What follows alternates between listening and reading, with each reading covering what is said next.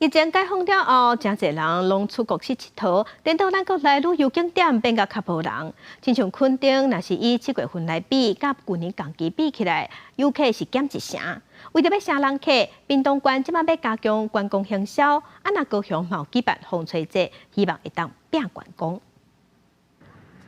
家长带囡仔伫海边耍耍，屏东垦丁一直是民众休乐旅游热门景点。每到节日假日，南湾沙坡也一线总是排甲挤，也毋过今年休乐人潮煞无像以前。原本是100%，嘿嘿，最起码少就是一半了。解放了都国外去旅游了。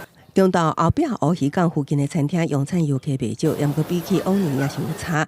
根据垦管处统计，垦丁去年1至6月旅客累计有133万，比去年疫情同期的104万表现真好。也毋过今年的7月煞只有30万，比去年同期32万多人就挖1成。受到通膨的因素的影响，民众减少出游的意愿，人潮比疫情前有下降的趋势。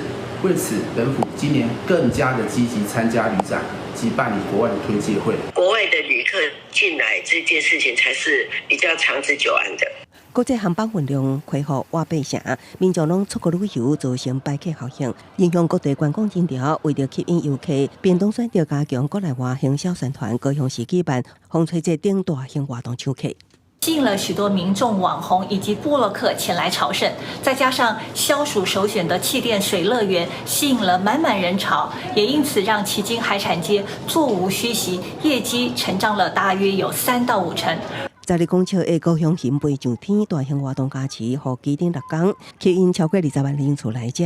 游客慢高雄市府也有计划落来推出古灵地节热气球等活动，就是希望会当延续这波观光热度。记者综合报道。